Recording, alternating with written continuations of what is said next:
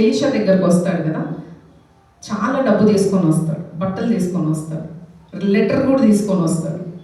ఏంటంటే ఆయన అనుకుంటాడు ఇవన్నీ చూసి నాకు స్పెషల్ ట్రీట్మెంట్ ఇస్తారు అని. ఆ సిరియా రాజు దగ్గర నుంచి రికమెండేషన్ లెటర్ తీసుకొని ఇజ్రాయెల్ రాజు దగ్గరికి వెళ్ళినప్పుడు ఆ రాజు అనుకుంటాడు శత్రువుతోని, అంటే శత్రువు నుంచి ఒక లెటర్ వస్తే ఏంటంటే యుద్ధానికి సూచన. అతను ఏడుస్తాడు బట్టలు చెప్పుకొని. కానీ ఎలీషా అంటాడు నా దగ్గర తీసుకురండి, ఆయన నా దగ్గర రమ్మని. కానీ నయమాన్ అనుకుంటాడు ఎలీషా బయటికి వచ్చి నా మీద చెయ్యి పెట్టి స్వస్థత నొందును కాక అని ప్రార్థన చేస్తాడని అనుకుంటాడు. కానీ కాదు.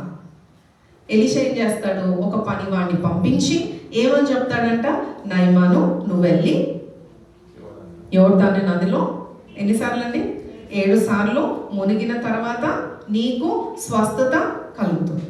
ఎప్పుడు కలుగుతుందంట, 7 సార్లు మునిగిన తర్వాత.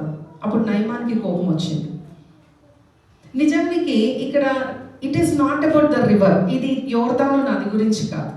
ఇది దేని గురించి అండి, విధేయత, obedience. It is about heart, తగ్గింపు. దేవుడు చెప్పినట్టు చేశాడా, అవిధేయతగా చేశాడా?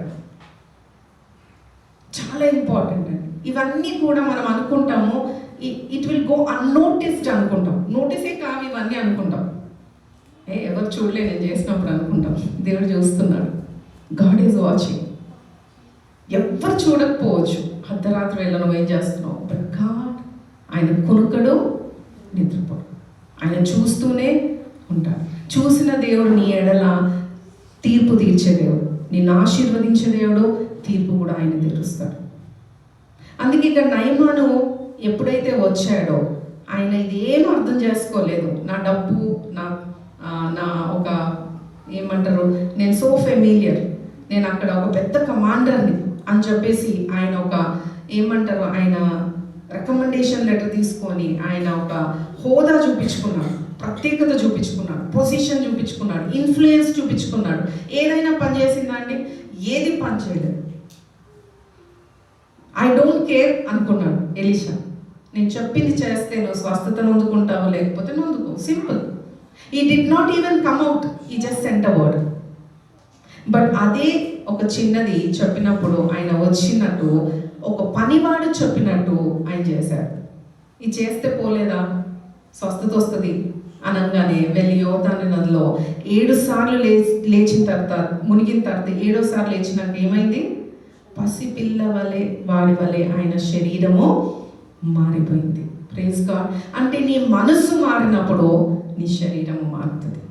ఆయన మనసు మార్చుకున్నాడు, శరీరం మారబడింది. ఆయన మనసు మార్చుకోకుండా వెళ్ళిపోయి ఉంటే ఆయన శరీరము కుష్టి రోగి అలాగే ఉండేవాడు.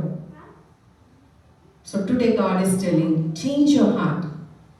దేవుడు ఎవరినైనా ఒక చిన్న ఎగ్జాంపుల్ చెప్తాను. మరి మోషే ఒక కుషూరు భార్యని, అనే ఊరు భార్యని పెళ్లి చేసుకున్నప్పుడు మిరియము అహరోను వెక్కిరిస్తారనమాట ఆయనని. మిరియము అహరోను. ఏ మిరియం అంటే, ఎప్పుడైతే ఇజ్రాయెల్ ప్రజలు ఐగుప్తుల నుంచి విడుదల పొందుకొని వస్తే తంబురతోనూ నాట్యముతోనూ ఆమె దేవునికి స్తుతి ఆరాధన చెల్లిస్తూ అందరు స్త్రీలను నడిపించిన మిరియం, మోషేని రక్షించిన మిరియం.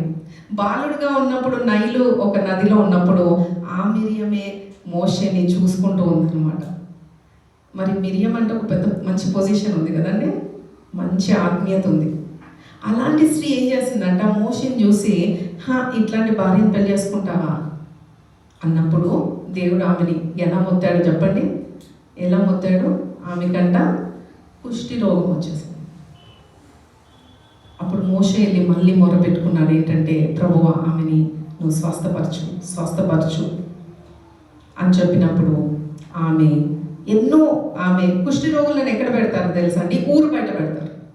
ఊరు బయట పెట్టిన తర్వాత ఎన్నో దినముల తర్వాత మోషే మొరపెట్టుకున్న తర్వాత దేవుడు విని మరలా ఆమెకి స్వస్థత ఇచ్చాడు.